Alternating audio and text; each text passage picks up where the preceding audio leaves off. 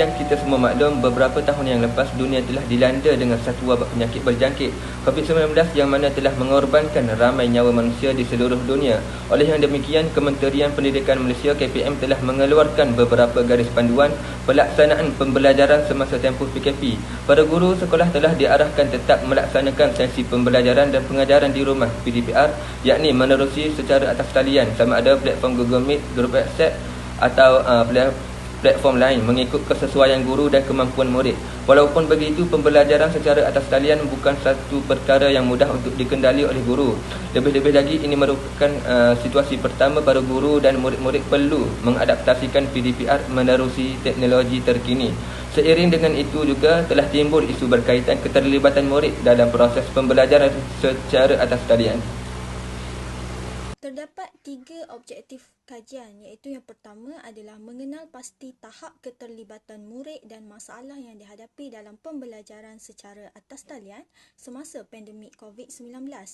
Yang kedua adalah mengesan keberkesanan pembelajaran atas talian terhadap murid di SMK Tunku Putra semasa pandemik COVID-19. Dan objektif yang terakhir adalah menjelaskan langkah-langkah yang dapat dilakukan bagi meningkatkan tahap keterlibatan murid dalam proses pembelajaran atas talian. Kami telah menemui seorang guru dari SMK Tunku Putra Langkawi, iaitu Cikgu Samida binti Sakri. Beliau merupakan lipasan Universiti Pendidikan Sultan Idris dalam bidang kesusasteraan Melayu. Beliau juga merupakan guru di tingkatan 6 bagi subjek kesusasteraan Melayu.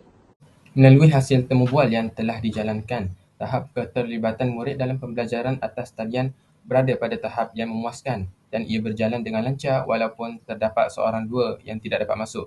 Seterusnya, masalah yang biasanya dihadapi oleh murid ialah tidak semua pelajar mampu untuk mendapatkan capaian internet ataupun mampu untuk memasang Wi-Fi di rumah masing-masing. Selain itu juga, tumpuan dan perhatian yang ditunjukkan oleh para pelajar semasa sesi PDPR adalah berbeza jika dibandingkan dengan pembelajaran secara bersemuka. Terdapat beberapa cabaran guru dalam memastikan keterlibatan murid semasa proses PDPR. Antaranya, pertama, cabaran dari segi pengurusan masa seperti kesediaan murid dalam menjalankan PDP secara atas talian. Murid seringkali kurang menunjukkan kesungguhan dalam sesi pembelajaran. Contohnya, murid seringkali lewat menyertai kelas dalam talian dan tidak menunjukkan kerjasama dalam tugasan yang diberikan. Keadaan ini menyebabkan guru terpaksa menunggu murid terlalu lama sebelum memulakan kelas. Akhirnya berlaku pembaziran masa guru itu sendiri. Kedua, cabaran dari segi sikap murid, iaitu lebih gemar berdiam diri semasa proses pembelajaran.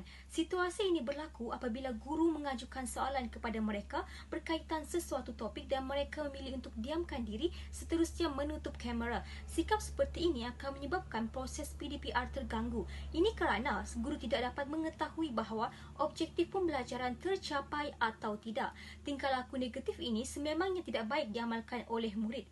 Oleh itu, cabaran dalam aspek pengurusan masa dan sikap murid ini perlu ditangani dengan baik kerana ianya mampu menjejaskan prestasi dalam pembelajaran. Seterusnya, hasil temu bual bagi objektif 3 iaitu menjelaskan langkah-langkah yang dapat dilakukan bagi meningkatkan tahap keterlibatan pelajar dalam proses pembelajaran atas talian adalah yang pertama, dengan mengikut masa yang pelajar mahukan. Seorang guru harus memahami pelajar untuk memastikan keterlibatan murid berada dalam keadaan baik. Sebagai contoh, meminta pelajar menetapkan masa untuk kelas berlangsung.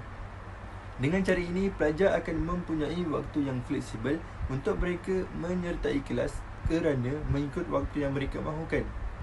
Yang kedua, pihak pengurusan sekolah menyediakan modul bercetak untuk digunakan oleh para pelajar dalam proses PDP sepanjang pandemik.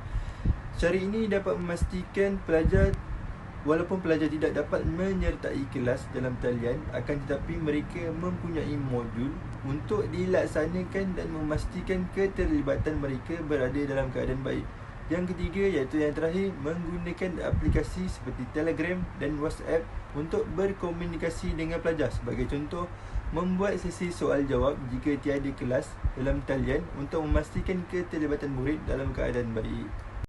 Kesimpulannya, pembelajaran atas talian secara tidak langsung mengubah gaya pembelajaran yang dipraktikkan oleh guru-guru sewaktu PDP secara bersemuka. Selain guru, ibu bapa juga memainkan peranan besar dalam memastikan tahap keterlibatan pelajar-pelajar dalam PDPR supaya tidak ketinggalan dalam pembelajaran.